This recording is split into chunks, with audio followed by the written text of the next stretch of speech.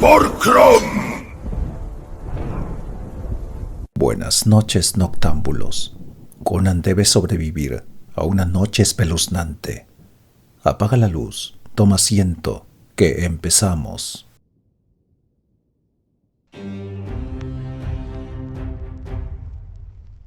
Conan llega a Zambula, donde dilapida rápidamente la pequeña fortuna que trae consigo en juergas colosales. Después de una semana de borracheras, comilonas, prostitutas y juegos de azar, queda reducido una vez más a la pobreza absoluta.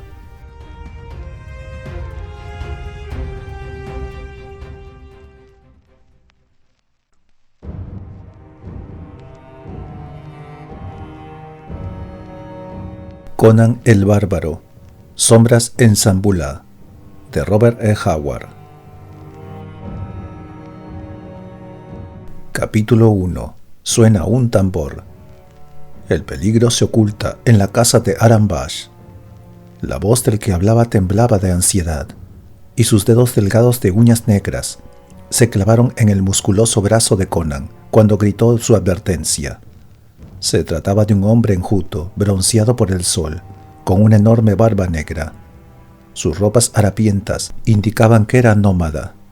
Parecía más pequeño y delgado en contraste con el gigantesco cimerio de negras cejas, enorme pecho y fuertes brazos y piernas. Se hallaban en una esquina del zoco de forjadores de espadas, y a su lado pasaba una multitud de gente, hablando distintos idiomas y dialectos. Era una masa heterogénea, exótica, alegre y bulliciosa. Conan apartó sus ojos de una muchacha de Ganara, de mirada provocativa y labios rojos, cuya breve falda dejaba al descubierto su bronceado muslo cada vez que daba un paso. Luego miró a su molesto compañero y frunció el ceño. «¿Qué quieres decir con eso de peligro?», preguntó el cimerio. El hombre del desierto miró furtivamente por encima del hombro antes de responder y bajó el tono de su voz. «No lo sé exactamente, pero los hombres del desierto han dormido en la casa de Aram Bash y jamás se han vuelto a saber de ellos. Nadie sabe lo que les ha ocurrido. Él juró que ellos se levantaron y siguieron su camino. Es verdad que ningún habitante de la ciudad jamás ha desaparecido de su casa. Pero lo cierto es que nadie ha vuelto a ver a esos viajeros, y la gente dice que sus mercancías y su equipamiento fueron vistos después en las tiendas del zoco. Si Aram no los vendió después de matar a sus propietarios, ¿cómo han llegado hasta allí?» «Yo no tengo nada de eso», repuso el cimerio, tocando la empuñadura de la enorme espada que llevaba apoyada en la cadera. «Hasta he tenido que vender mi caballo». «Pero no son solamente los extranjeros ricos los que desaparecen por las noches de la casa de Aram Bash», agregó el suagir. «No, allí han dormido pobres hombres del desierto y también se han esfumado.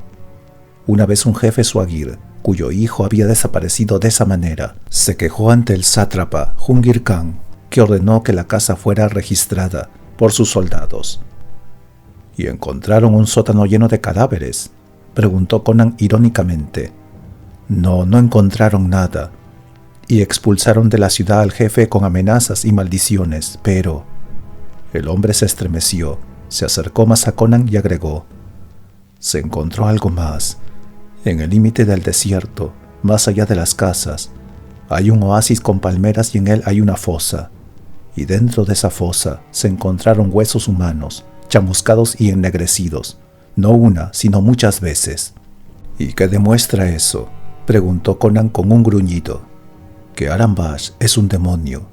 En esta maldita ciudad que erigieron los estigios y gobernaron luego los hircanios, donde la gente blanca, negra y de otras razas se mezclan continuamente, produciendo híbridos de toda clase, color y condición. No hay nadie capaz de distinguir quién es un hombre y quién un diablo disfrazado. Aram Bash es un demonio con forma de hombre. Por la noche adopta su verdadero aspecto y conduce a sus huéspedes hasta el desierto, donde se reúne en cónclave con los demás diablos de la zona. «¿Por qué mata siempre a extranjeros?», inquirió Conan con tono escéptico. «La gente de la ciudad no soportaría que asesinara a sus conciudadanos. pero no le importa que mate a los extranjeros que caen en sus manos. Conan, tú eres de Occidente y no conoces los secretos de esta antigua tierra, pero desde la creación del mundo, los diablos del desierto han adorado a Yog, señor de los espacios vacíos, mediante el fuego, un fuego que devora víctimas humanas. Ten cuidado, siguió diciendo el hombre. Has vivido durante muchas lunas en las tiendas de los Suagires y eres nuestro hermano. No vayas a la casa de Aram-Bash. Vete de aquí, dijo Conan súbitamente. Por allí viene un pelotón de guardias de la ciudad. Si te ven, recordarán que alguien robó un caballo del establo del sátrapa. El Suagir abrió la boca y se alejó rápidamente. Consiguió ocultarse entre una columna de piedra y un puesto del zoco, deteniéndose un momento para agregar: Ten cuidado, hermano. Hay demonios en la casa de Aram-Bash. Y a continuación desapareció corriendo por una estrecha callejuela lateral. Conan se ajustó el ancho cinto que sostenía su espada y miró con calma al grupo de guardias que lo observaba inquisitivamente a medida que pasaban por su lado. Los guardias lo miraban con curiosidad y suspicacia, porque se destacaba por su estatura del resto de la multitud que abarrotaba las sinuosas calles de Zambulá. Sus ojos azules y sus rasgos extraños lo diferenciaban de los orientales.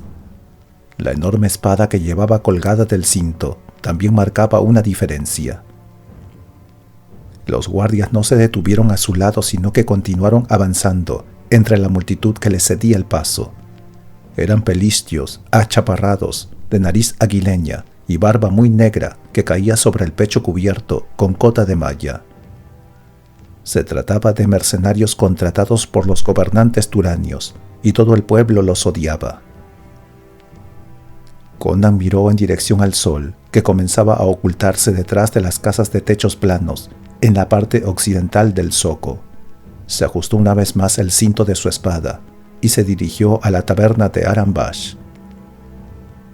Con zancadas de hombre de la montaña, avanzó por las bulliciosas y abigarradas calles, donde las harapientas túnicas de los mendigos se mezclaban con las lujosas calats ribeteadas de armiño y los vestidos de seda adornados con perlas de las ricas cortesanas.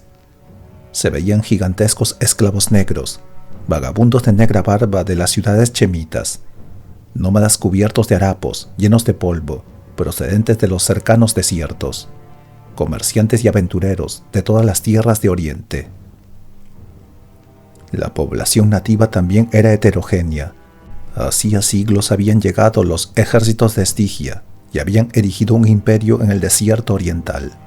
Zambulá era entonces una pequeña ciudad de mercaderes, rodeada de un oasis y habitada por los descendientes de los nómadas. Los estigios la convirtieron en una ciudad y la poblaron con sus propias gentes y con esclavos chemitas y cuchitas. Las incesantes caravanas que atravesaban el desierto de este a oeste y viceversa trajeron riquezas y contribuyeron a la mezcla de razas. Entonces llegaron los conquistadores turanios procedentes de Oriente para reducir los límites de Estigia, y desde hacía casi una generación Zambulá se había convertido en el puesto fronterizo más avanzado de Turán y estaba gobernada por un sátrapa turanio. La auténtica Babel de lenguas que allí se hablaba resonaba en los oídos del cimerio a medida que atravesaba las agitadas calles de Zambulá, en las que de vez en cuando aparecía un grupo de aguerridos jinetes. Se trataba de los ágiles y esbeltos guerreros de Turán, de oscuros rostros de halcón y espadas curvas de reluciente acero. La gente salía corriendo al oír los cascos de sus caballos, que conducían como si fueran los amos y señores de Zambulá. Pero los altos y taciturnos estigios los miraban furiosos desde las sombras, desde donde recordaban sus antiguas glorias. A la población le importaba muy poco si el rey que dirigía sus destinos vivía en la oscura Kemi o en la brillante Agrapur. Jungir Khan gobernaba Zambulá, y la gente murmuraba que Nafertari, la querida del sátrapa, gobernaba a su vez sobre Jungir Khan. Pero la gente vivía su vida comerciando, disputando, jugando, bebiendo y amando, como habían hecho durante siglos, desde que sus torres y minaretes se habían alzado sobre las arenas del Karamun. Las farolas de bronce con dragones tallados ya se habían encendido antes de que Conan llegara a la casa de Aranbash. Su taberna era la última casa habitada de la calle. Un amplio jardín lleno de palmeras, rodeado por un muro, la separaba de las casas que había a su alrededor. Hacia el oeste de la taberna había otro bosquecillo de palmeras, en el preciso lugar en que la calle se convertía en camino y se adentraba en el desierto. Al otro lado de la taberna había una fila de cabañas desiertas, cubiertas por la sombra de unas cuantas palmeras, que solo estaban habitadas por murciélagos y chacales. A medida que Conan avanzaba por el camino, se preguntó por qué los numerosos mendigos de Zambulá no habían ocupado aquellas casas vacías, aunque solo fuera para dormir. Las luces brillaban a sus espaldas. Allí no había farolas de ninguna clase, excepto la que colgaba a la entrada de la taberna. No se veía más que la luz de las estrellas y el fino polvo del camino, y se oía el susurro de las palmeras provocado por la brisa del desierto. La puerta de la taberna no daba a la carretera, sino una estrecha callejuela situada entre la taberna y el jardín lleno de palmeras. Conan tiró con fuerza de la soga que colgaba de la campana que había en la entrada, y luego llamó a la puerta de madera, golpeando con la empuñadura de su espada. La puerta se entreabrió un poco y un rostro negro atisbó por una estrecha rendija. «Abre, condenado», bramó Conan. «Soy un huésped. He pagado por una habitación a Aram y voy a disfrutar de ella por Kron». El negro alargó un poco el cuello para ver si había alguien detrás de Conan. A continuación abrió la puerta del todo, sin hacer el menor comentario, y la volvió a cerrar detrás del cimerio, después de lo cual corrió un pesado cerrojo. El muro era muy alto, pero había muchos ladrones en Zambulá, y una casa situada en el límite con el desierto tenía que defenderse contra los ataques nocturnos de los nómadas. Conan atravesó un jardín en el que las blancas flores se mecían a la luz de las estrellas. A continuación entró en la sala en la que un estigio, con la cabeza afeitada al estilo de los estudiantes, se hallaba al lado de la mesa, con los ojos cerrados, filosofando sobre insondables misterios, mientras que más allá, en una esquina, había unos cuantos individuos de aspecto siniestro jugando a los dados. Aranbash se adelantó, caminando suavemente. Era un hombre corpulento, con una barba negra que le cubría el pecho. Tenía la nariz prominente y unos ojos negros y pequeños que jamás estaban quietos. «¿Quieres comer?», preguntó, «o beber». «Comí un trozo de carne y una hogaza de pan en el suk», repuso Conan con un gruñido. «Tráeme una jarra de vino de Ghazán. Tengo dinero suficiente para pagarla». Después de decir esto, arrojó una moneda de cobre sobre la mesa manchada de vino. «¿No has ganado a las cartas?». «¿Cómo podía ganar si tenía unas pocas monedas de plata para empezar? Te pagué la habitación esta mañana porque estaba casi seguro de que perdería. Quería estar seguro de tener una cama donde dormir esta noche. He observado que en Zambulá nadie duerme en las calles. Hasta los mendigos buscan un rincón y se encierran antes de que oscurezca. La ciudad debe estar llena de ladrones sedientos de sangre». Conan bebió el vino de un solo trago y luego siguió a Aram fuera de la sala. Los jugadores de dados que habían detrás de él interrumpieron la partida para mirarlo con curiosidad. No dijeron nada, pero el estigio soltó una carcajada cínica y burlona. Los otros bajaron la mirada, tratando de evitar los ojos de sus compañeros. Las artes que estudiaba el estigio no le permitían comprender los sentimientos de un ser humano normal. Conan siguió a Aram por un pasillo iluminado con lámparas de cobre y no le agradó nada comprobar que su anfitrión caminaba de forma realmente extraña y sin hacer el menor ruido. Los pies de Aram estaban calzados con suaves babuchas y el vestíbulo estaba cubierto de alfombras turanias, pero en aquel tipo había algo evidentemente desagradable y sospechoso. Al final del sinuoso pasillo, Aram se detuvo ante una puerta en la que había una pesada barra de hierro apoyada sobre unos fuertes soportes de metal. El tabernero levantó la barra e hizo pasar al cimerio a una habitación de aspecto agradable. Conan se dio cuenta enseguida de que las ventanas eran pequeñas y tenían rejas de hierro forjado con diseños artísticos. Había alfombras en el suelo, un techo de estilo oriental y sillas de madera tallada. Era una habitación mucho más cómoda y agradable que la que Conan hubiera conseguido por el mismo precio en el centro de la ciudad, lo cual le había agradado mucho cuando esa misma mañana había descubierto lo delgada que estaba su bolsa como consecuencia de las juergas. Había llegado a Zambulá, procedente del desierto, hacía tan solo una semana. Aran ya había encendido una lámpara de bronce y señaló a Conan las dos puertas que había en la habitación. Ambas poseían fuertes cerrojos de hierro. «Esta noche puedes dormir tranquilo y seguro, Cimerio», dijo Aran, parpadeando desde el umbral. Conan gruñó algo ininteligible y arrojó su pesada espada sobre el lecho. «Tus cerrojos y tus barras de hierro serán fuertes», dijo al cabo de un rato, «pero yo siempre duermo con el acero a mi lado». Aran no respondió, permaneció en pie, inmóvil, acariciándose la barba y contemplando la peligrosa arma. Luego se retiró en silencio y cerró la puerta tras él. Conan corrió el cerrojo, cruzó la habitación, abrió la puerta del fondo y miró hacia afuera. La habitación estaba situada en un ala de la casa desde la que se veía el camino que había al oeste de la ciudad. La puerta daba a un pequeño patio rodeado por un muro. Este era alto y no tenía aberturas, pero la pared que flanqueaba el camino era baja y no había cerraduras en la puerta de entrada. Conan permaneció en la puerta un momento. El brillo de la lámpara le daba en la espalda. Observó el camino que se perdía entre las palmeras. Las hojas susurraban bajo la suave brisa. Más allá estaba el desierto. En la parte alta de la calle, en dirección contraria, había luces, y los ruidos de la ciudad llegaban débilmente a sus oídos. Pero allí solo se oía el murmullo de las palmeras, se veían el polvo del camino y las desiertas cabañas de techos bajos, sobre los que se reflejaba la azulada palidez del cielo. En algún lugar, situado más allá de los bosquecillos de palmeras, comenzó a sonar un tambor.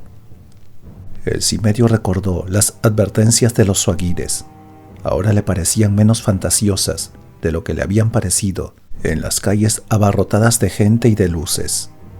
Se volvió a preguntar qué significado podría tener aquellas cabañas vacías. ¿Por qué los mendigos las rehuían? Volvió a entrar en la habitación, cerró la puerta y corrió al pestillo. La luz comenzó a parpadear. Conan la examinó y maldijo entre dientes cuando se dio cuenta de que casi se había terminado el aceite de la lámpara. Quiso llamar a Aram, pero se encogió de hombros y apagó la luz con un fuerte soplido. Se tendió cómodamente sobre el lecho en la suave oscuridad, con una mano apoyada instintivamente en la empuñadura de la espada. Mirando perezosamente las estrellas a través de las ventanas enrejadas y oyendo el murmullo de la brisa en el jardín de palmeras, se sumió en un profundo sueño, escuchando vaga e inconscientemente el redoble del tambor en el desierto, el suave tan-tan de un tambor que hacía sonar suave y rítmicamente una mano negra. Capítulo 2. Los fantasmas nocturnos. Fue el sigiloso abrirse de una puerta lo que despertó al Cimerio. Conan no solía despertarse como los hombres civilizados, aturdidos, drogados y estúpidos. Él se despertó instantáneamente, con la mente clara y reconociendo el sonido que había interrumpido su sueño. Permaneció inmóvil y tenso en la oscuridad y vio cómo se abría lentamente la puerta exterior. A la luz de las estrellas vio una enorme silueta negra, de hombros anchos y cabeza deforme, recortada contra la débil luz del exterior. Conan sintió un escalofrío. Había corrido al pestillo de la puerta, y cómo era posible que se abriera, a no ser mediante poderes sobrenaturales. Y cómo era posible que un ser humano tuviera una cabeza semejante. Recordó todas las historias que había oído en las tiendas de los suagires, acerca de demonios y fantasmas. Estaba empapado de sudor. En ese momento, el monstruo se deslizó sin hacer ruido hacia el interior de la habitación agachándose y arrastrando los pies. Un olor conocido llegó hasta el cimerio, lo que no lo tranquilizó en absoluto, dado que las leyendas suagires decían que los demonios olían de esa manera. Sin hacer el menor ruido, Conan encogió sus largas piernas bajo su cuerpo. Tenía la espada en la mano derecha y atacó violenta y repentinamente como un tigre en plena oscuridad. Ni siquiera un demonio hubiera sido capaz de evitar su golpe rápido y feroz. Su espada se clavó en la carne y el hueso, y algo cayó pesadamente al suelo, profiriendo un extraño grito. Conan se agachó en la oscuridad, sosteniendo en la mano la espada manchada de sangre. Fuera demonio, bestia o ser humano, la cosa yacía muerta en el suelo. Olió la muerte como solo son capaces de olerla los seres salvajes y primitivos. Luego miró por la puerta entreabierta en dirección al patio iluminado por la luz de las estrellas. La puerta de entrada estaba abierta, pero el patio estaba vacío. Conan cerró la puerta, pero no echó el cerrojo. Palpando en la oscuridad, encontró la lámpara y la encendió. Quedaba suficiente aceite para que ardiese 1 o 2 minutos más. Después se inclinó sobre el cuerpo que yacía en el suelo, en medio de un charco de sangre. Era un negro gigantesco, completamente desnudo, excepto por un pequeño taparrabos. En una mano todavía sostenía una gruesa chachiporra. El pelo ensortijado del individuo estaba lleno de espinas, de pequeñas ramas y de barro. Era esa melena de bárbaro la que le daba a su cabeza un aspecto monstruoso a la luz de las estrellas. Con esa pista para resolver el enigma, Conan abrió los gruesos labios rojos del hombre y gruñó al contemplar unos dientes afilados. Ahora entendía el misterio de los forasteros desaparecidos de la casa de Aram-Bash, así como el significado del tambor que sonaba más allá de las palmeras y el misterio de la fosa llena de huesos chamuscados. Aquella fosa donde se asaba una extraña carne, mientras las bestias negras tomaban asiento a su alrededor para saciar su hambre monstruosa. El hombre que estaba tendido en el suelo era un esclavo caníbal de Darfar. Había muchos hombres como ese en la ciudad. El canibalismo no se toleraba abiertamente en Zambulá, pero Conan entendía ahora por qué la gente se encerraba en sus casas por la noche y por qué hasta los mendigos rehuían las cabañas semiderruidas y se negaban a dormir en las calles. El cimerio gruñó asqueado al imaginar a esas enormes bestias negras deambulando por la noche, por las calles en busca de presas humanas, y a hombres que, como Aram-Bash, les abrían las puertas. El posadero no era un demonio, era algo mucho peor. Los esclavos de Darfar eran conocidos ladrones. No había duda de que parte de sus sucios botines iban a parar a manos de Aram-Bash, y a cambio él les vendía carne humana. Conan volvió a apagar la luz, se acercó a la puerta y la abrió. Luego pasó una mano por los adornos que había en la parte exterior. Uno de ellos era movible y ponía en funcionamiento el cerrojo interior.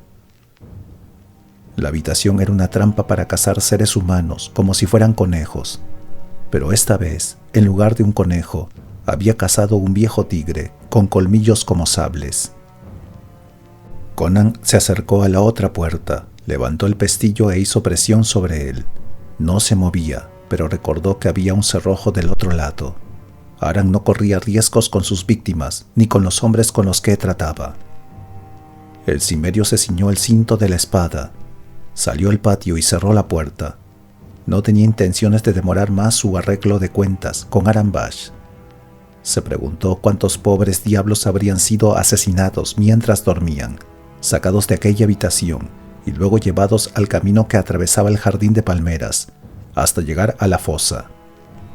Se detuvo en el patio, seguía oyendo el tan-tan del tambor y de repente vio un resplandor rojizo a través de las palmeras.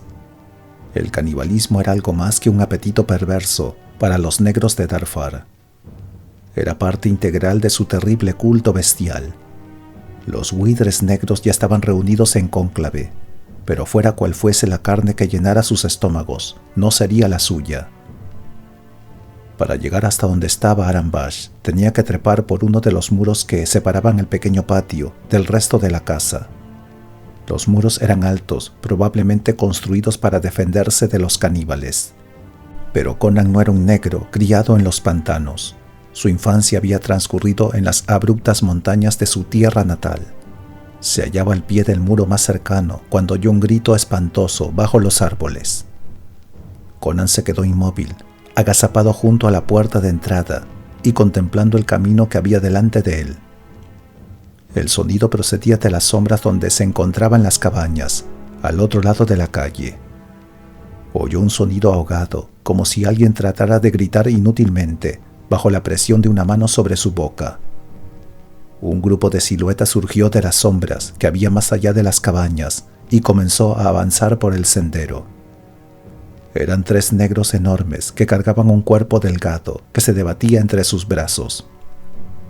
Conan distinguió la blancura de unos miembros retorciéndose bajo la luz de las estrellas cuando el prisionero, haciendo un terrible esfuerzo, se liberó de la presión brutal de las manos de sus captores y comenzó a correr por el camino en dirección a las cabañas. Se trataba de una hermosa mujer blanca, completamente desnuda. Los negros corrieron tras ella, y cuando penetraron en las sombras, se oyó otro terrible grito de angustia, de agonía y de horror. Conan, rojo de ira por el macabro espectáculo, saltó hacia adelante y cruzó corriendo el camino. Ni la víctima ni sus secuestradores se dieron cuenta de su presencia hasta que les llamó la atención el suave sonido de unos pasos sobre el polvo del camino. Pero entonces Conan ya se había abalanzado sobre ellos con la furia de un vendaval. 2 de los negros se volvieron para hacerle frente, alzando sus poderosas chachiporras. Pero los negros fallaron al calcular la velocidad que llevaba Conan. Uno de ellos cayó a tierra con las entrañas al aire, antes de que pudiese hacer nada. Luego, girando con la rapidez de un felino, Conan esquivó el golpe de otra chachiporra y atacó con la rapidez del rayo. La cabeza del negro voló por los aires, su cuerpo dio unos pasos tambaleantes, mientras levantaba las manos con desesperación, y finalmente cayó al suelo. El otro caníbal retrocedió profiriendo un grito ahogado, al tiempo que soltaba a su víctima. La mujer tropezó y cayó al suelo. El negro huyó presa de pánico en dirección a la ciudad. Conan corrió tras él. El miedo daba alas a los pies del negro, pero antes de que llegara a la cabaña situada más al este, el hombre sintió la muerte en su espalda y gritó como un buey degollado. «Perro negro del infierno», gritó Conan, hundiendo la espada entre sus oscuros hombros, con tanta furia que la mitad de la hoja le salió por el pecho. El individuo cayó hacia adelante con un grito ahogado. Luego Conan apoyó ambos pies en el suelo y extrajo la espada del cuerpo del negro. La brisa mecía las hojas de los árboles. Conan sacudió la cabeza como un león que agita su melena y gruñó. Pero no surgieron más sombras entre los árboles. Ante las cabañas se veía el camino iluminado por las estrellas, completamente vacío. Giró con rapidez sobre sus talones, al oír un ruido de pasos a sus espaldas. Pero se trataba tan solo de la mujer, que corrió hacia él, le rodeó por el cuello con ambas manos y se puso a llorar desesperadamente por lo que acababa de ocurrir, y aliviada por haber escapado de una muerte segura. «Calma, muchacha», dijo Conan, «todo ha pasado. ¿Cómo te cogieron?» La voz sollozó y murmuró algo ininteligible. Enseguida olvidó a Arambash y observó a la muchacha a la luz de las estrellas. Era blanca, aunque de piel morena. Se trataba evidentemente de una de las tantas mezclas de razas que se daban en Zambulá. Era alta, esbelta y grácil. Por otro lado, estaba en una posición perfecta para ser observada. La admiración se reflejó en los ojos fieros del cimerio cuando miró sus espléndidos senos y sus bien formadas piernas, que aún temblaban a causa del miedo y el esfuerzo físico. Conan rodeó su cintura con un brazo y dijo, tratando de calmarla: «Deja de temblar, muchacha, estás a salvo». El contacto con el brazo de Conan pareció tranquilizar a la joven. Echó hacia atrás sus espesos y sedosos cabellos negros y echó una mirada temerosa por encima de su hombro. al tiempo que se apretaba más al cimerio, como buscando protección y seguridad. Me cogieron en la calle. Los negros estaban agazapados esperándome bajo una oscura arcada. Sed se apiade de mí. Creo que soñaré toda mi vida con esto. ¿Y qué estabas haciendo en la calle a estas horas de la noche?, preguntó Conan, fascinado por la sedosa piel que sentía bajo sus dedos acariciadores. Una vez más, la muchacha echó hacia atrás sus negros cabellos con un nervioso movimiento de cabeza y miró a Conan a los ojos. No parecía darse cuenta de sus caricias. «Fue mi amante», dijo. «Por culpa de mi amante tuve que salir corriendo a la calle. Se volvió loco y trató de matarme. Cuando huía de él, caí en brazos de esas bestias». «Una belleza como la tuya puede volver loco a cualquier hombre», dijo Conan acariciando sus sedosos cabellos. La muchacha sacudió la cabeza, como si despertara de un sueño. Ya no temblaba y su voz era más firme. «Fue la maldición de un sacerdote, de Thor-Trasmeg, el gran sacerdote de Hanuman, que me deseaba para él, perro maldito». «No debes insultarlo por eso», dijo Conan con una sonrisa. «La vieja hiena tiene mejor gusto de lo que yo creía». La muchacha ignoró el cumplido. Estaba recuperando lentamente su serenidad. «Mi amante es un joven soldado turanio. Para vengarse de mí, Thor-Trasmeg le dio una droga que lo volvió loco. Desenvainó su espada y en medio de su locura trató de matarme, pero yo escapé a la calle. Los negros me cogieron y me trajeron a este. ¿Qué fue eso?» Conan se dio vuelta rápidamente, sin hacer el menor ruido, como si fuera una sombra. Arrastró a la muchacha detrás de la cabaña más próxima y se ocultó bajo una palmera. Permanecieron inmóviles y tensos, mientras el murmullo de voces que ambos habían oído se iba haciendo cada vez más audible. Un grupo de negros, unos 9 o 10, avanzaban por el camino procedentes de la ciudad. La joven apretó el brazo de Conan y éste sintió que la mujer temblaba horrorizada. En esos momentos se oyeron claramente las voces guturales de los negros. «Nuestros hermanos ya están reunidos junto a la fosa», dijo uno. «No hemos tenido suerte. Espero que ellos la hayan tenido por nosotros». «Aran nos prometió un hombre», musitó otro, al tiempo que, mentalmente, Conan le prometía a Aran otra cosa. «Aran siempre cumple su palabra», gruñó otro de los negros. «Hemos conseguido muchos hombres en su taberna, pero le pagamos bien. Yo mismo le entregué 10 pacas de seda que le robé a mi amo, por sed que era buena seda». Los negros pasaron de largo, levantando el polvo con sus pies descalzos. Luego sus voces se perdieron a lo lejos. «Nos ha venido bien que los cadáveres estén detrás de las cabañas», murmuró Conan. «Si miran en el cuarto de Aran, encontrarán otro muerto. Vámonos de aquí». «Sí, vayámonos cuanto antes», suplicó la muchacha, que volvió a ponerse nerviosa. «Mi amante estará vagando solo por las calles. Los negros podrían cogerlo». «Endiablada costumbre», exclamó Conan, caminando con la muchacha en dirección a la ciudad y dejando atrás las cabañas y las palmeras. «¿Por qué los ciudadanos no se deshacen de estos malditos caníbales?» «Son esclavos valiosos», murmuró la joven. «Son muchos y se teme que se rebelen si se les niega la carne que desean. La gente de Zambulá sabe que vagan de noche por las calles y todo el mundo se cuida muy bien de cerrar las puertas, salvo cuando sucede algo imprevisto como en mi caso. Los negros atacan a toda presa posible, pero suelen preferir a los extranjeros. La gente de Zambulá no se preocupa de los forasteros que vienen de paso por aquí». La muchacha hizo una pausa y agregó: «Hay hombres, como ese Aran Bash, que venden a extranjeros a los negros. No se atrevería a hacer tal cosa con uno de nuestros ciudadanos». Conan escupió asqueado y al cabo de un rato condujo a su acompañante al camino que se convertía en calle. A ambos lados había casas oscuras y silenciosas. Ocultarse en las sombras no iba con su carácter. «¿A dónde quieres ir?», preguntó el cimerio. La joven no parecía poner dificultades a que Conan la llevara ceñida por la cintura. «A mi casa, a despertar a mis criados», respondió, «para que busquen a mi amante. No quiero que la ciudad, los sacerdotes ni nadie sepan que se ha vuelto loco. Es un joven oficial con un futuro prometedor. Quizás si logramos encontrarlo, podamos curarlo de su locura. Si logramos, preguntó Conan, ¿qué te hace pensar que estoy dispuesto a pasarme la noche buscando a un loco por las calles?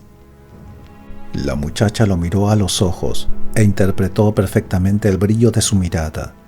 Cualquier mujer habría comprendido que el cimerio la seguiría a donde quiera que fuese, al menos por el momento. Pero siendo mujer, ocultó sus pensamientos al respecto. «Por favor», suplicó con lágrimas en los ojos, «no tengo a nadie a quien pedir ayuda. Tú has sido bueno».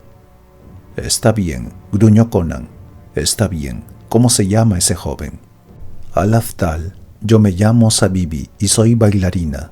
He danzado muchas veces para el sátrapa Jungir Khan y su querida Nafertari, y ante todos los nobles y señoras de la corte.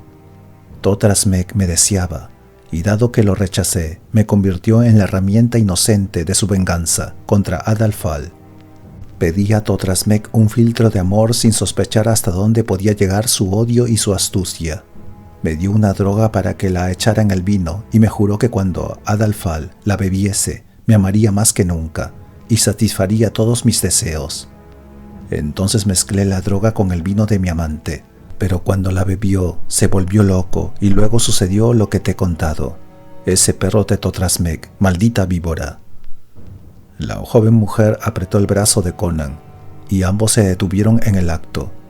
Habían llegado al distrito de tiendas, que estaba desierto y a oscuras porque era muy tarde. Estaban pasando frente a una callejuela en la que había un hombre de pie, inmóvil y silencioso. Tenía la cabeza inclinada, pero Conan percibió el extraño brillo de sus ojos, que lo miraban sin parpadear. El cimerio se estremeció, no por temor a la espada que el hombre sostenía en la mano, sino debido a su misteriosa postura y a su silencio. Estaba claro que se trataba de un loco. Conan apartó a la muchacha y desenvainó su espada. «No lo mates», suplicó la joven. «En nombre de Set, no lo mates. Eres fuerte y podrás dominarlo». «Veremos», murmuró el cimerio, con la espada en la mano derecha y cerrando el puño de la izquierda. Dio un paso hacia la callejuela y en ese momento, con una terrible carcajada, el turanio lo atacó. Al acercarse, el oficial levantó la espada y se puso en puntas de pie para atacar con todas sus fuerzas. Al parar el golpe, la espada de Conan arrancó chispas en el acero enemigo, y un segundo después, el loco estaba tendido en el suelo, inconsciente, a causa del formidable puñetazo que Conan le acababa de dar con la mano izquierda. La muchacha corrió hacia él. «Oh, no está, no está». Conan se agachó con un rápido movimiento y volvió el cuerpo del hombre de lado. A continuación lo examinó con las manos. «No está mal herido», dijo Conan. «Sangra por la nariz, pero eso le pasaría a cualquiera después de recibir un golpe así en la mandíbula. Recobrará el sentido enseguida, y hasta es posible que recupere la razón. Mientras tanto, le ataré las muñecas con el cinto de la espada. Así. Y ahora, ¿a dónde quieres que lo lleve?» «Espera». La joven se arrodilló junto al cuerpo inmóvil, tomó entre las suyas las manos atadas del hombre y las examinó detenidamente. Luego, moviendo la cabeza con gesto de desilusión, se puso en pie. Se acercó al gigantesco cimerio y apoyó sus delgadas manos en su enorme pecho. Los ojos negros de la joven brillaron como azabaches a la luz de las estrellas cuando lo miró. «Eres un hombre de verdad», dijo. «Ayúdame, Totrasmek debe morir. Mátalo por mí». «¿Y meter mi cuello en un nudo corredizo turanio?», preguntó Conan con brusquedad. «No». Los delgados brazos de la muchacha, duros como el acero, rodearon el musculoso cuello del cimerio. Luego el cálido cuerpo de la joven latió apretándose contra el suyo. Enseguida agregó: «Los hircanios no aman a Totrasmek. Los sacerdotes de Set le temen. Es un perro bastardo que gobierna gracias al miedo y a la superstición. Yo rindo culto a Set, y los turanios adoran a Erlik, pero Totrasmek realiza sacrificios ante Hanuman, el maldito. Los nobles turanios temen su magia negra y el poder que ejerce sobre la población mestiza, y por eso lo odian. Incluso Jungir Khan y su querida Nefertari le temen y lo odian al mismo tiempo. Si por la noche apareciera muerto en el templo, nadie buscaría a su asesino. ¿Y su magia negra?, preguntó Conan. Tú eres un guerrero, repuso la chica. Arriesgar tu vida es parte de tu profesión. Por un precio, admitió Conan. Habrá un precio, replicó la joven, respirando hondo y poniéndose en puntas de pie para mirarlo fijamente a los ojos. La proximidad de aquel cuerpo cálido y vibrante hizo correr fuego por las venas de Conan. El perfume de su aliento le subió a la cabeza, pero cuando sus brazos rodearon su esbelto cuerpo, la joven se liberó de ellos con un movimiento rápido y dijo: «Espera, primero sírveme en este asunto». «Dime cuál será el precio», propuso Conan, hablando con cierta dificultad. «Recoge a mi amante». Conan obedeció y colocó el cuerpo inerte del individuo sobre su hombro. En ese momento sentía que podría derribar el palacio de Jungir Khan con la misma facilidad. La muchacha murmuró unas palabras tiernas al oído del hombre inconsciente. No había ninguna hipocresía en su actitud. Evidentemente amaba mucho a Alafal, pero fuera cual fuese el trato que hiciera con Conan, no influiría para nada en sus relaciones con Al-Afdal. En estas cosas, las mujeres son más prácticas que los hombres. «Sígueme», le dijo. La joven apuró el paso por la calle, y el cimerio caminó tras ella sin sentirse molesto en lo más mínimo por la carga que llevaba en el hombro. Miró cautelosamente a su alrededor, pero no vio nada sospechoso. Sin duda alguna, los hombres de Darfar estaban reunidos junto a la fosa. La muchacha torció por una calle estrecha y al cabo de un rato llamó a una puerta en forma de arco. Casi enseguida un criado abrió el panel superior de madera y asomó su negra cabeza. La joven murmuró algo en voz baja. Sonaron los cerrojos y se abrió la puerta. Un gigantesco negro se recortó contra la débil luz de una lámpara de cobre. Una rápida mirada le bastó a Conan para comprobar que no se trataba de un hombre de Darfar. Tenía los dientes torcidos y la cabeza casi rapada. Seguramente procedía de Wadai. Zabibi dijo algo y Conan depositó el cuerpo del hombre en los brazos del negro, que acto seguido lo colocó sobre un diván de terciopelo. El oficial no daba señales de recobrar el sentido. El golpe que había recibido habría derribado a un buey. Zabibi se inclinó sobre él, retorciéndose las manos. Luego se incorporó e hizo una señal al cimerio. La puerta se cerró suavemente y se volvieron a oír los cerrojos. Una vez en la calle, Zabibi tomó a Conan de la mano. La suya temblaba un poco. «¿No me fallarás?», preguntó. Conan negó en silencio, moviendo la cabeza. «Entonces sígueme hasta el santuario de Hanuman, y que los dioses se apiaden de nosotros». Avanzaron en silencio por la calle como dos fantasmas. Quizá la muchacha pensaba en esos momentos en su amante, que se hallaba tendido en el diván bajo las lámparas de cobre sin conocimiento. O tal vez temblaba de miedo por lo que les esperaba en el demoníaco templo de Hanuman. El bárbaro pensaba en la mujer que caminaba ágilmente a su lado. El perfume de sus cabellos llegaba hasta él, y el aura sensual de su presencia llenaba su cerebro sin dejar espacio para otros pensamientos. En cierto momento oyeron un ruido de pasos y se ocultaron bajo las sombras de una oscura arcada, hasta que vieron pasar a un grupo de guardias pelistios. Eran unos 15. Marchaban en formación cerrada, con lanzas en la mano, mientras que los hombres que avanzaban en la retaguardia llevaban escudos de latón colgados a la espalda para protegerse de las cuchilladas a traición. La terrible amenaza de los caníbales negros resultaba peligrosa hasta para hombres armados. En cuanto el grupo de guardias se perdió de vista al final de la calle, Conan y la muchacha salieron de su escondite y apuraron el paso. Poco después vieron el edificio cuadrado y de techo bajo que se alzaba cerca de ellos.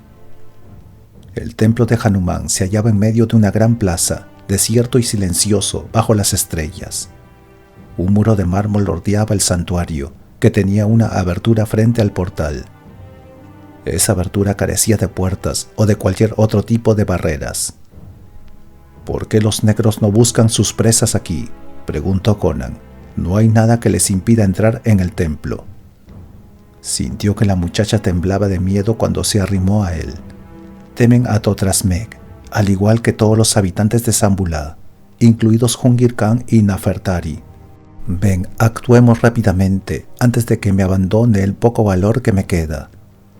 El miedo de la muchacha era evidente, pero aún así no vacilaba. Conan desenvainó la espada y atravesó el umbral del templo delante de la joven. El cimerio conocía muy bien los terribles hábitos de los sacerdotes orientales y estaba seguro de que un invasor del templo de Hanuman podría encontrarse con cualquier clase de horror. También sabía que existía la posibilidad de que tanto él como la muchacha jamás salieran vivos del templo, pero Conan había arriesgado su vida demasiadas veces como para pensar en ello. Entraron en un patio con suelo de mármol que brillaba con una luz blanca bajo las estrellas. Un breve tramo de escalones anchos conducía al pórtico rodeado de enormes columnas. Las grandes puertas de bronce estaban abiertas de par en par, como lo habían estado durante siglos, pero en el interior no había fieles ni se quemaba incienso. Durante el día llegaban hombres y mujeres que dejaban sus ofrendas al pie del negro altar ante el dios mono. Por la noche la gente evitaba el templo como la liebre el rastro de una serpiente. El interior del santuario estaba débilmente iluminado por unas lámparas extrañas que daban cierta sensación de irrealidad. Cerca de la pared del fondo, detrás del negro altar de piedra, estaba el dios sentado con la mirada fija para siempre en la puerta abierta, a través de la cual habían entrado durante siglos las víctimas arrastradas por cadenas de rosas. Había un pequeño canal que iba desde el umbral hasta el mismo altar, y cuando los pies de Conan lo pisaron, el cimerio se alejó rápidamente, como si hubiese pisado una serpiente. Ese surco había sido tallado por los miles de pies humanos que habían muerto gritando sobre ese siniestro altar. Allí estaba Hanuman mirando con ojos malignos y bestiales a través de su máscara tallada. No estaba sentado como un mono, sino con las piernas cruzadas, como un hombre, aunque con el mismo aspecto de simio. Estaba tallado en mármol negro, pero sus ojos eran rubíes que brillaban con un resplandor rojo y libidinoso. Parecían brasas infernales. Sus enormes manos estaban apoyadas sobre su regazo, con las palmas hacia arriba, y tenía los dedos separados como garras. En la exageración de sus atributos y en el aspecto de sátiro que tenía, se reflejaba el abominable cinismo del degenerado culto que lo deificaba. La muchacha se movía alrededor de la imagen, en dirección a la pared trasera, y cuando una de sus caderas rozó una de las rodillas de mármol del mono, saltó hacia atrás, como si lo hubiese tocado un reptil. Había un espacio de 1 metro entre la ancha espalda del ídolo y la pared de mármol con friso de hojas de oro. A cada lado del ídolo había una puerta de marfil, bajo un arco dorado. Estas puertas dan a un corredor en forma de herradura, dijo la joven apresuradamente. He estado una vez en el interior del templo, una sola vez. La joven tembló y su cuerpo se crispó ante el recuerdo horrible y obsceno. Luego agregó: el corredor tiene forma de herradura y cada uno de sus extremos va a dar a este cuarto. Las habitaciones de Totrasmek se encuentran en la curva del corredor, pero hay una puerta secreta en esta pared que da directamente a una habitación interior. La joven comenzó a pasar sus manos por la suave superficie, donde no se veía una sola grieta ni un resquicio. Conan estaba a su lado, con la espada en la mano, mirando cautelosamente a su alrededor. El silencio, el vacío que había en el santuario y lo que imaginaba que habría detrás del muro, lo hacían sentirse como una bestia salvaje en una trampa. Ah, finalmente la muchacha encontró un muelle oculto. Enseguida se abrió un boquete cuadrado en el muro. «Sed», gritó la joven. Aun cuando Conan saltó hacia ella, no pudo hacer nada. En ese momento, una enorme mano deforme asió a la joven por los cabellos, y en una décima de segundo, todo su cuerpo desapareció por la abertura que había en el muro. Conan solo pudo tocar una de sus piernas desnudas. Desde el otro lado de la pared oyó el ruido ahogado de la lucha, luego un grito y después una risa que le heló la sangre en las venas. Capítulo 3. Las manos negras atenazan. Al tiempo que profería un juramento, el cimerio golpeó la pared con todas sus fuerzas, ayudándose con la empuñadura de la espada. El mármol se hizo a añicos, pero la puerta secreta no cedió, y la razón le dijo que, sin duda, le habrían puesto una barra del otro lado. Se volvió y corrió hacia una de las puertas de marfil. Levantó la espada para rajar los paneles, pero antes empujó la puerta instintivamente con la mano izquierda. Se abrió con facilidad y vio ante sí un largo corredor que trazaba una curva bajo la luz de unas lámparas muy similares a las que iluminaban el altar. Un pesado cerrojo de oro sujetaba firmemente la puerta. Conan lo tocó ligeramente con las yemas de los dedos. El ligerísimo calor del metal solo podía ser detectado por un hombre con las facultades de un lobo. Aquel cerrojo había sido tocado y por lo tanto corrido hacía unos segundos. El asunto estaba teniendo cada vez más el aspecto de una verdadera trampa. Debía de haber sospechado que Totrasmek sabía cuando alguien entraba en el templo. Entrar en el corredor hubiera sido meterse sin más en la trampa montada por el sacerdote. Pero Conan no vaciló. En algún lugar de aquel santuario débilmente iluminado se hallaba cautiva Zabibi, y por lo que él sabía acerca de los sacerdotes de Hanuman, estaba seguro de que la muchacha necesitaba su ayuda. El cimerio entró en el pasillo avanzando como una pantera, preparado para atacar a derecha e izquierda. A su izquierda vio más puertas de marfil e intentó abrirlas. Estaban todas cerradas. Después de avanzar unos metros, el corredor trazaba una curva hacia la izquierda, tal como la muchacha le había dicho. Había una puerta que daba a esta curva, que se dio bajo su mano. Vio una habitación enorme, cuadrada, algo más iluminada que el corredor. Sus muros estaban construidos con mármol blanco. El suelo era de marfil y el techo de plata tallada. Vio divanes de seda, taburetes de marfil con incrustaciones de oro para apoyar los pies y una mesa redonda hecha de un material similar al metal. Sobre uno de los divanes se reclinaba un hombre que miraba en dirección a la puerta. El individuo se echó a reír cuando sus ojos se encontraron con los de Conan. El hombre estaba desnudo, excepto por el taparrabos y unas sandalias que llevaba atadas a las piernas. Era de piel morena, cortos cabellos negros y ojos inquietos del mismo color. Su rostro era ancho y de aspecto arrogante. El individuo era enorme y al menor movimiento que hacía, se hinchaban todos sus músculos. Sus manos eran las más grandes que había visto Conan en toda su vida. La seguridad que le confería su fuerza titánica se notaba en todos sus gestos y movimientos. «¿Por qué no entras, bárbaro?», preguntó el hombre con tono de burla y un exagerado ademán de invitación. Los ojos de Conan ardían con ferocidad, pero entró cautelosamente en la habitación, espada en mano. «¿Quién diablos eres?», preguntó el cimerio con un gruñido. «Soy Balteor», respondió el hombre. «Una vez hace mucho tiempo, y en otras tierras, me llamaba de otra manera. Pero este es un buen nombre, y cualquier mujer del templo podría explicarte por qué Totrasmek me llama así». «Así que tú eres su perro», exclamó Conan. «Pues bien, maldita sea tu piel. Balteor, ¿dónde está la mujer que atrapaste a través de la pared?» «Mi amo la está agasajando», rió Balteor. «Escucha». Del otro lado de la puerta, situada frente a la que Conan acababa de traspasar, se oyó el grito de una mujer, débil y apagado por la distancia. «Maldita sea tu alma», gruñó Conan. Conan dio un paso en dirección a la puerta y luego giró sobre sus talones. Balteor se estaba riendo de él, pero en aquella risa había una amenaza solapada que le puso el pelo de punta al cimerio y lo inundó de una roja sed de venganza. Avanzó hacia Balteor, apretando tanto la espada en su mano derecha que tenía los nudillos blancos por el esfuerzo. Con un movimiento rápido, Balteor le arrojó algo.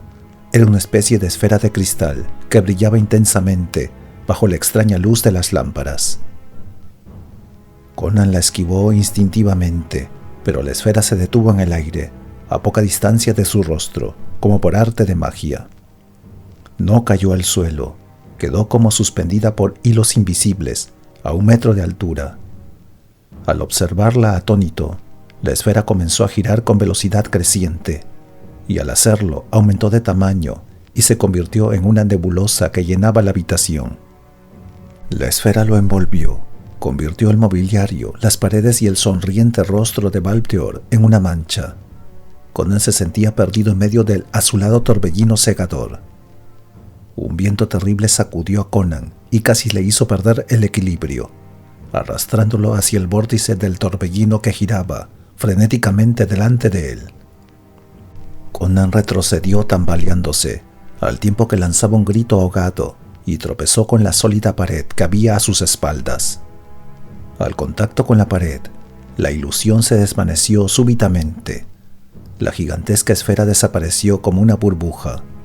Conan estaba de pie en la habitación de cielo raso plateado, con los pies rodeados por una bruma gris, y vio a Valpteor tendido en el diván, riéndose a carcajadas. «¡Hijo de perra!», gritó Conan, abalanzándose sobre él. Pero la bruma se elevó, haciendo que se esfumara la gigantesca figura morena. Cegado por la espesa nube que lo rodeaba, Conan experimentó una extraña sensación, y acto seguido, la habitación, la bruma y el hombre del diván desaparecieron. Se encontraba solo entre los altos juncos de una marisma, donde lo atacaba un búfalo con la cabeza baja. El cimerio saltó a un lado para esquivar los cuernos como sables del furioso animal y hundió la espada detrás de una de sus patas delanteras, atravesándole las costillas y el corazón. Entonces no fue el búfalo moribundo lo que vio en el pantano, sino a Valpteor.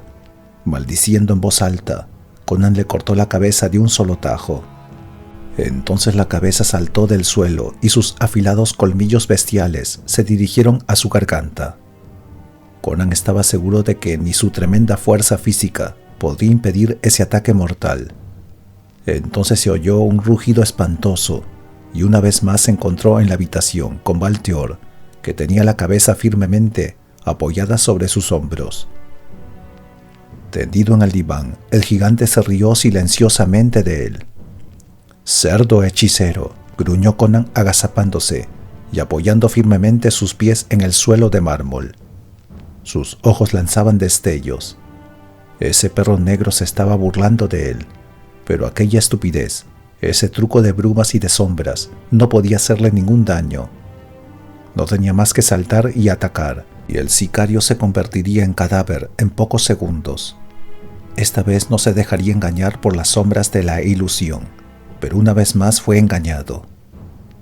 Conan oyó un gruñido aterrador a sus espaldas, giró sobre sus talones y atacó con la velocidad del pensamiento al hombre que estaba agazapado, como una pantera sobre la mesa de metal, dispuesto a saltar sobre él.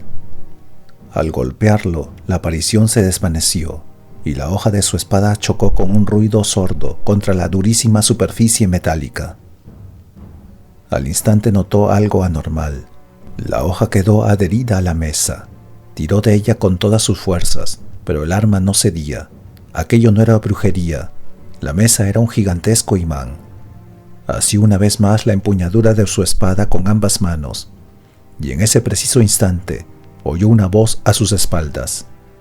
Se dio media vuelta y se encontró frente a frente con el hombre moreno que se acababa de levantar del diván.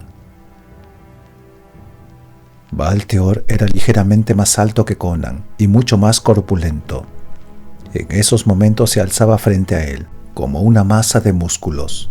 Sus poderosos brazos eran exageradamente largos. Sus grandes manos se abrían y se cerraban de manera convulsiva. Conan soltó la empuñadura de la espada pegada a la mesa y se quedó en silencio para contemplar a su enemigo a través de sus entornados párpados. «Tu cabeza, cimerio», dijo Valpteor provocativamente. «Te la arrancaré con las manos, como si fuera la de un pollo». Así es como los hijos de Kosala ofrecen sus sacrificios a Yahur. Bárbaro, estás delante de un estrangulador de Yotapok. Fui elegido por los sacerdotes de Yahur cuando era un niño y luego durante mi adolescencia y juventud. Me entrenaron en el arte de matar con las manos, porque es así como se hacen los verdaderos sacrificios. Yahur ama la sangre y no desperdiciamos ni una sola gota de las venas de las víctimas. Cuando yo era niño me entregaban bebés para entrenarme. Al llegar a la adolescencia estrangulé muchachas y de joven lo hacía con mujeres y ancianos.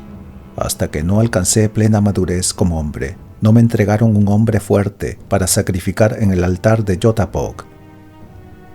Durante años he ofrecido sacrificios a Yahur. Cientos de cuellos han estado entre estos dedos. El gigantesco individuo agitó ambas manos ante los ojos furiosos de Conan. Luego agregó: el motivo por lo cual he huido de Yota-Tok para convertirme en sirviente de Tothrasmeg no es asunto tuyo. Dentro de un momento habrá cesado para siempre tu curiosidad. Los sacerdotes de Kosala, los estranguladores de Yahur, son mucho más fuertes que lo que pueda imaginar un ser humano, y yo era más fuerte que todos ellos. Te romperé el cuello con mis manos, bárbaro. En un abrir y cerrar de ojos, sus enormes manos se cerraron sobre el cuello de Conan como cobras. El cimerio no hizo el menor esfuerzo por desviarlas, pero sus manos también asieron el cuello del cosalano. Balteor abrió atónito sus negros ojos cuando sintió entre sus manos los poderosos músculos que protegían la garganta del bárbaro. Este soltó un gruñido y ejerció toda su fuerza sobrehumana. Sus formidables músculos se marcaron como cuerdas en sus brazos. Cuando Conan apretó los dedos alrededor de su garganta, el gigante abrió la boca para respirar. Por un segundo, los dos hombres permanecieron inmóviles como estatuas. Sus rostros eran dos máscaras tensas, y en las sienes se abultaban sus azuladas venas. Conan sonrió, gruñendo y dejando al descubierto su blanca dentadura. Los ojos de Balteor estaban desorbitados, con una expresión de terrible sorpresa y miedo. Ambos hombres continuaron inmóviles durante un rato, con excepción de las contracciones de los músculos de sus brazos y piernas. Allí se desarrollaba una increíble lucha de fuerzas capaces de arrancar árboles de cuajo y de aplastar cráneos de bueyes. Por la boca entreabierta de Balteor silbó el aire. Su rostro se estaba poniendo azul, y el temor se reflejó en sus ojos. Los músculos de sus enormes brazos estaban a punto de estallar, pero el cuello de toro del cimerio no cedía. Bajo los dedos desesperados del gigante, los músculos del cuello de Conan eran como cuerdas de hierro. Sin embargo, la carne de Balteor cedía bajo los dedos de hierro del cimerio, que se hundían más y más en los músculos de la garganta del otro, hasta aplastarlos contra la yugular. La inmovilidad estatuaria de los hombres dio paso a un movimiento súbito y veloz, cuando el cosalano comenzó a retorcerse e intentó echarse hacia atrás.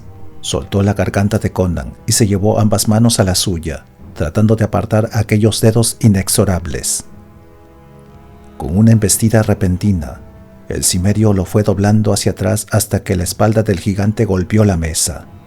Conan siguió doblando al hombre más y más, hasta que su columna vertebral estuvo a punto de quebrarse. La suave risa de Conan fue implacable, como el sonido metálico de dos espadas. «¡Imbécil!», exclamó el cimerio. «Me parece que nunca has visto a un cimerio. ¿Acaso te has creído fuerte porque eres capaz de retorcer los cuellos de hombres civilizados? Pobres diablos con músculos como cuerdas podridas. Diablos, trata de romper el cuello de un toro salvaje de Cimeria antes de considerarte fuerte. Eso es lo que hice yo antes de llegar a ser hombre, así». Con un movimiento salvaje, Conan retorció la cabeza de Balteor hasta que su cara quedó mirando el hombro y sus vértebras chasquearon como una rama rota. Conan lanzó el cuerpo inerte al suelo, luego empuñó la espada con ambas manos, apoyando firmemente los pies. Su ancho pecho estaba manchado de sangre a causa de las heridas que le habían hecho las uñas del gigante en el cuello. Tenía los cabellos mojados y el sudor le empapaba el rostro.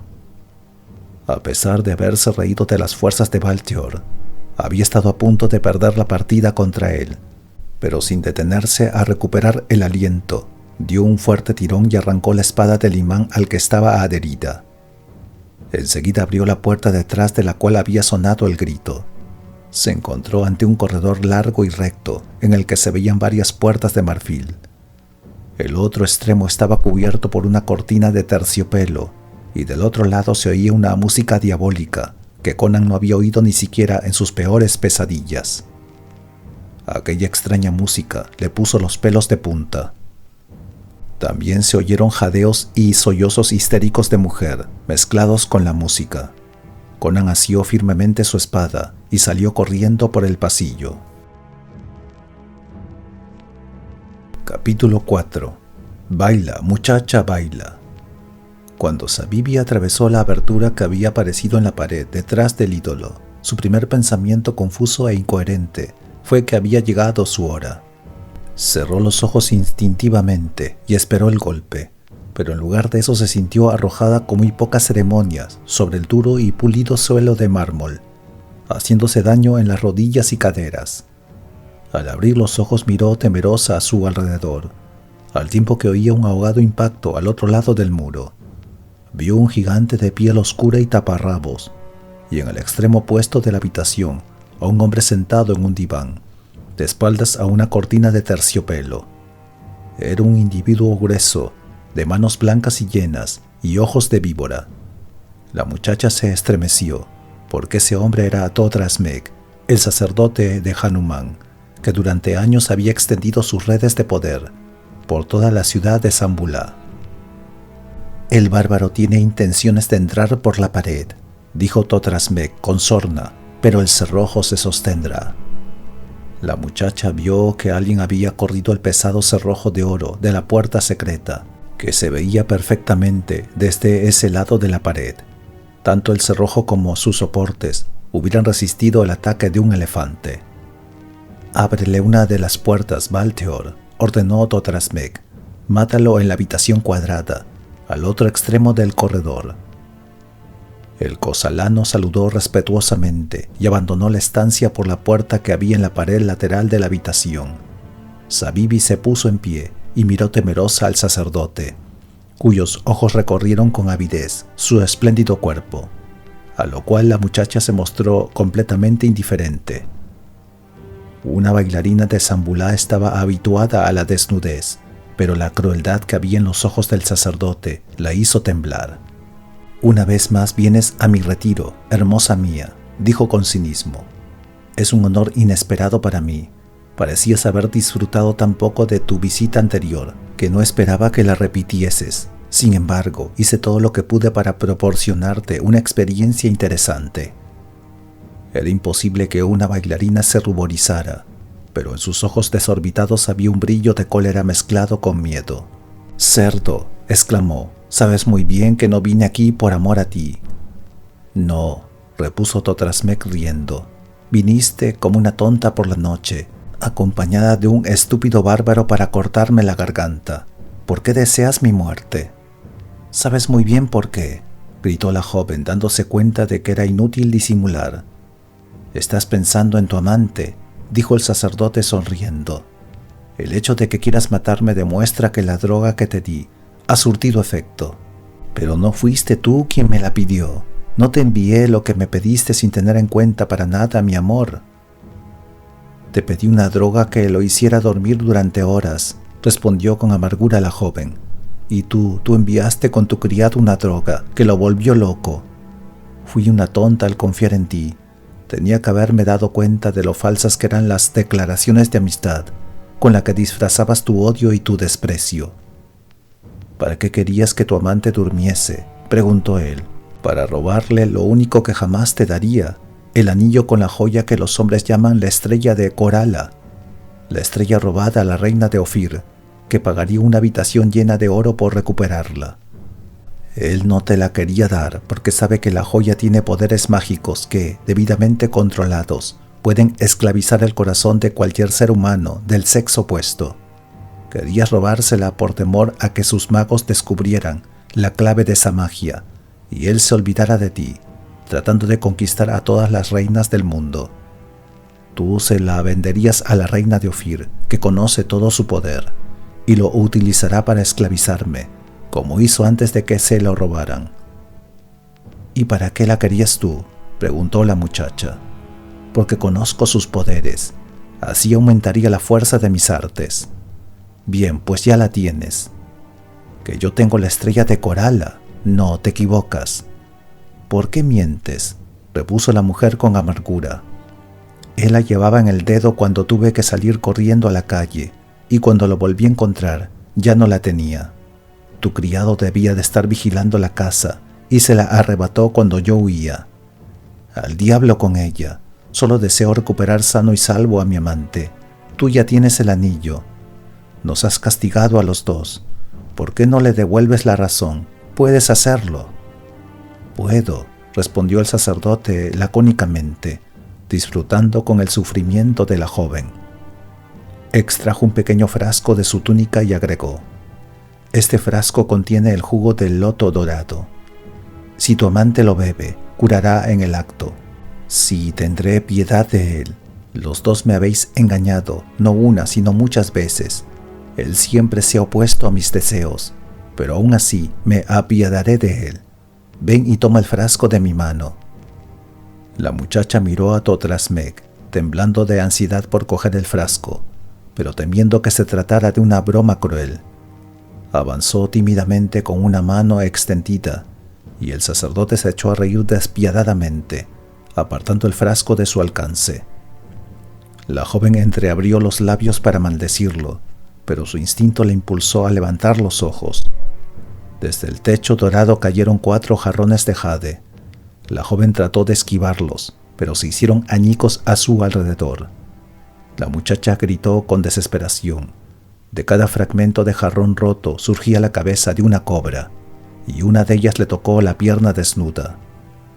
El rápido movimiento que hizo para evitar la picadura mortal la obligó a ponerse al alcance de otra serpiente, de la cual también tuvo que huir con la rapidez de un rayo. Estaba metida en una trampa mortal. Las 4 serpientes se abalanceaban y tocaban sus pies, tobillos, pantorrillas, rodillas, muslos, caderas, cualquier parte de su voluptuoso cuerpo que estuviese cerca de ellas. La joven no podía saltar ni pasar entre ellas para ponerse a salvo. Solo podía dar vueltas y saltar en todas direcciones, retorciendo su cuerpo para evitar que la mordieran. Y cada vez que esquivaba una serpiente, se ponía al alcance de otra, de modo que tenía que seguir moviéndose con la velocidad de la luz. Esas cabezas significaban una amenaza mortal. Solo una bailarina de Zambulá hubiera podido sobrevivir en aquel cuadrilátero mortal. Zabibi se convirtió en un torbellino asombroso de rápidos movimientos. Las cabezas fallaban por centímetros. Desde algún lugar oculto llegaba una música extraña que se mezclaba con el terrible silbido de las serpientes, que era como un maligno viento nocturno, soplando a través de las vacías cuencas de una calavera. A pesar de la rapidez de sus movimientos, la joven se dio perfecta cuenta de que los odiosos animales no atacaban al azar. Obedecían a la extraña y siniestra melodía que sonaba a lo lejos. Atacaban con un ritmo espantoso, y por la fuerza los movimientos de la muchacha tenían que acoplarse al ritmo de los animales. Sus frenéticos movimientos hacían parecer normales y serenas las danzas más obscenas de Zamora. Enferma de asco y vergüenza y horror, Zabibi oyó la risa implacable de su verdugo. «La danza de las cobras, amada mía», dijo Totrasmek, riendo. «Así bailaban las vírgenes ante el altar de sacrificios de Hanuman, hace siglos, pero nunca con la misma belleza y suavidad que tú. Baila, muchacha, baila. ¿Durante cuánto tiempo más podrás evitar los colmillos del pueblo venenoso? Minutos, horas. Al final te cansarás. Tus pies rápidos y seguros vacilarán, tus piernas te fallarán, tus caderas girarán con más lentitud. Entonces los colmillos de las cobras comenzarán a hundirse en tu marfileña carne». Detrás de él, la cortina se agitó como movida por una fuerte ráfaga de viento, y Totrasmek gritó. Sus ojos se abrieron, desorbitados, y sus manos asieron febrilmente el trozo de acero que sobresalió de repente de su pecho. La música cesó. La muchacha se tambaleó en medio de su danza, gritando ante la amenaza de los terribles colmillos. Y entonces vio en el suelo solo 4 columnas de humo a su lado, inofensivas, y Totrasmek cayó de bruces sobre el diván. Conan salió de detrás de la cortina, limpiando la hoja de su espada. Había visto bailar a la muchacha con desesperación, a través de las gruesas cortinas, entre las 4 inofensivas espirales de humo, pero se dio cuenta de que ella veía otra cosa. Conan sabía que había matado a Totrasmek. Zabibi cayó al suelo jadeando, y cuando Conan avanzó hacia ella, la joven, al tratar de ponerse en pie, volvió a tambalearse porque sus piernas no la obedecían a causa del cansancio. «¡El frasco!», exclamó, «¡el frasco!». Totrasmek aún sostenía el pequeño frasco en una mano. La joven se lo arrancó con desesperación de sus crispados dedos y luego comenzó a registrar las ropas del cadáver. «¿Qué diablos estás buscando?», preguntó Conan. «Un anillo, el que le robó a Al-Afdal. Debe de habérselo quitado mientras mi amante caminaba por las calles, presa de la locura. Por los diablos de Set». Al cabo de un rato, Zabibi se convenció de que el anillo no se hallaba oculto entre las ropas de Totrasmek. Buscó por toda la habitación, rasgó el tapizado del diván y las cortinas y volcó varios jarrones. Luego se detuvo un momento y apartó un mechón de cabellos que le tapaba los ojos. «Olvidaba a Balteor», exclamó la joven. «Está en el infierno con el cuello roto», afirmó Conan. La muchacha se alegró ante la noticia, pero un segundo después maldijo expresivamente y agregó: «No nos podemos quedar aquí, falta poco para que amanezca. Los sacerdotes menores suelen visitar el templo a cualquier hora de la noche, y si nos descubren aquí con este cadáver, el pueblo nos hará pedazos. Los turanios no podrán salvarnos». Zabibi levantó el pestillo de la puerta secreta, y un momento más tarde se encontraban en la calle, apurando el paso, para alejarse lo más rápido posible del antiguo templo de Hanuman. En una sinuosa callejuela situada a corta distancia, Conan se detuvo y apoyó una mano sobre el hombro desnudo de su acompañante. «Recuerda que había un precio». «No lo había olvidado», repuso la muchacha, apartándose del cimerio. «Pero primero tenemos que encontrar a Al-Afdal». Poco después, el esclavo negro los hizo pasar por la puerta trasera del edificio. El joven turanio se hallaba tendido sobre un diván, con los brazos y piernas atados con gruesas cuerdas. Tenía los ojos abiertos, pero parecían los de un lunático. Sus labios estaban cubiertos de espuma. Zabibi se estremeció. «Ábrele las mandíbulas por la fuerza», dijo la joven. Los dedos de hierro de Conan obedecieron la orden. Zabibi vació el frasco en la garganta del loco. El efecto fue mágico. Inmediatamente se tranquilizó. El extraño fulgor de sus ojos desapareció. Miró a la joven aturdido, pero era evidente que la reconocía. Luego cayó en un sueño normal. «Cuando despierte estará curado», musitó la joven, haciendo una señal al esclavo negro. Este último se inclinó y le entregó a la muchacha una pequeña bolsa de cuero. Luego le echó la capa de seda sobre los hombros. Los modales de la muchacha variaron sutilmente cuando le hizo una seña a Conan para que la siguiera fuera de la habitación.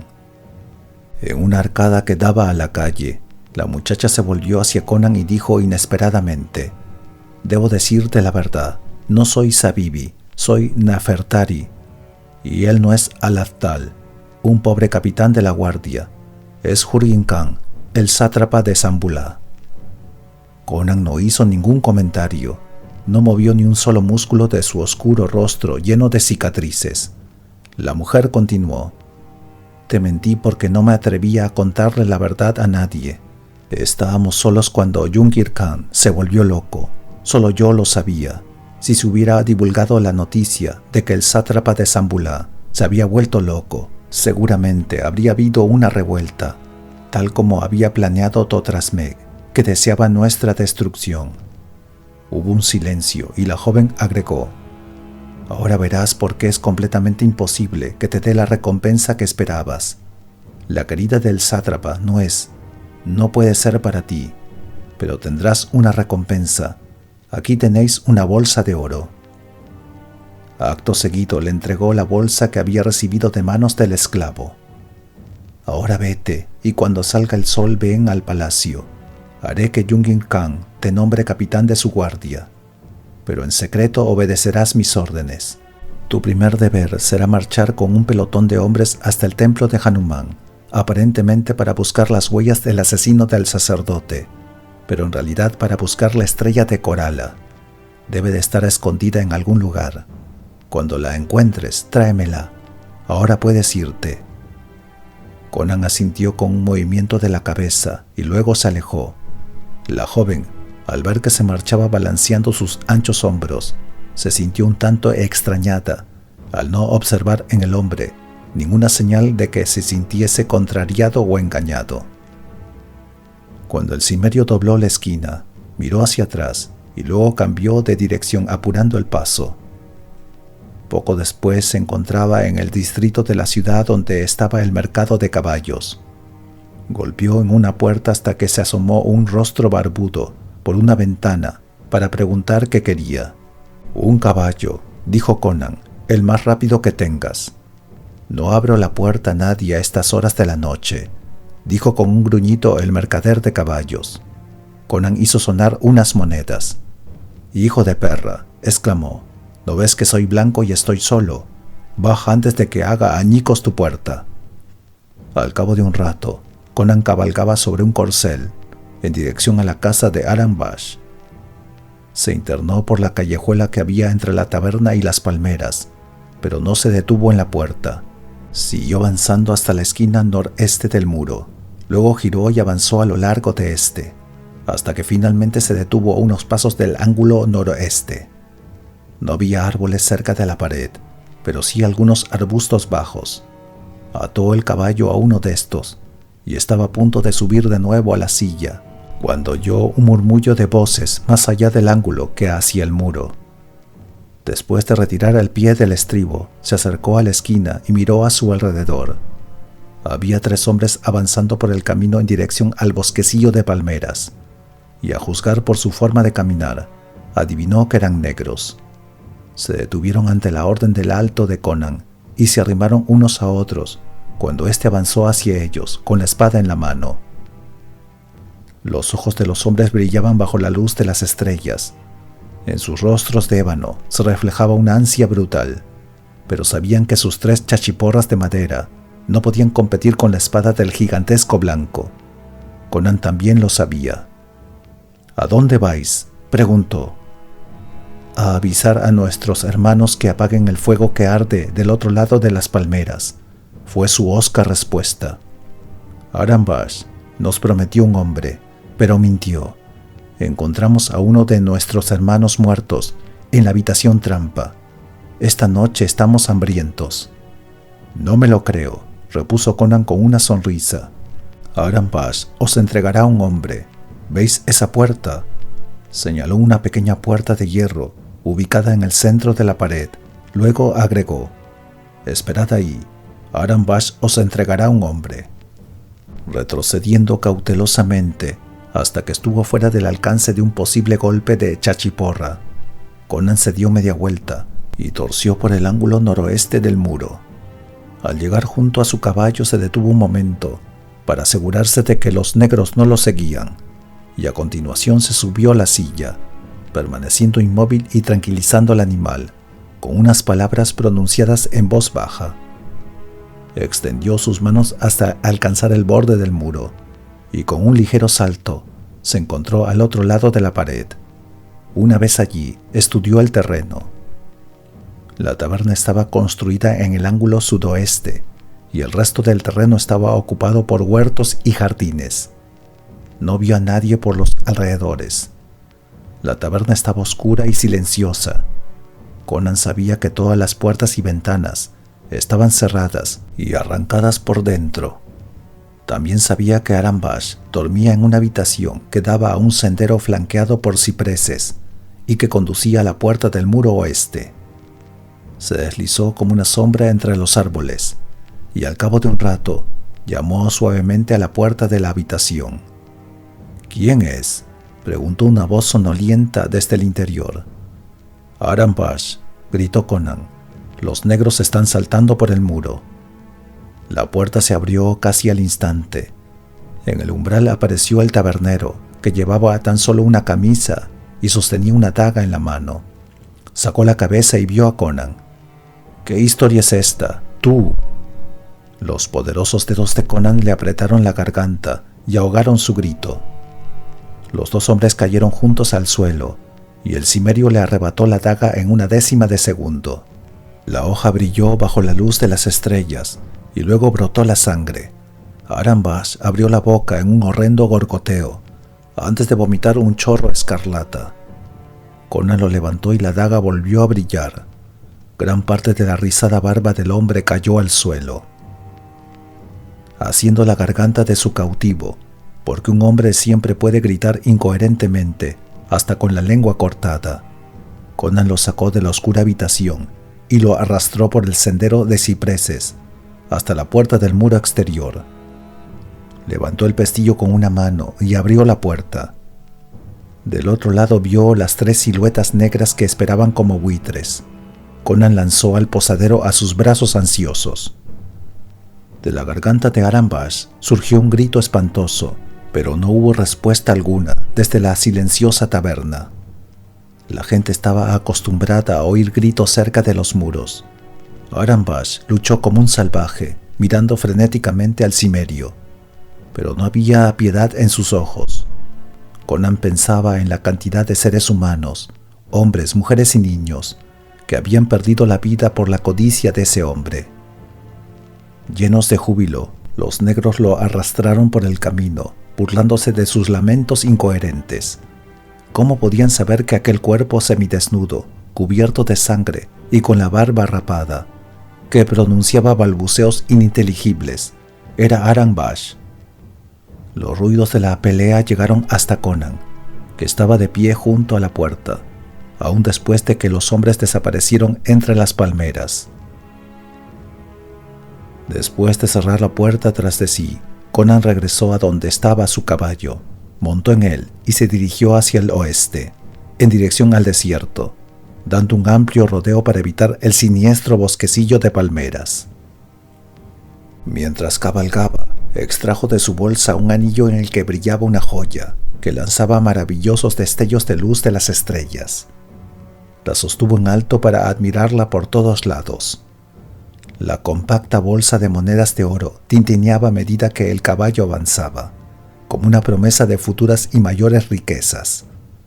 Me pregunto qué diría ella si supiera que desde el primer momento en que la vi, me di cuenta de que era Nafertari y el Yugin Khan, pensó Conan.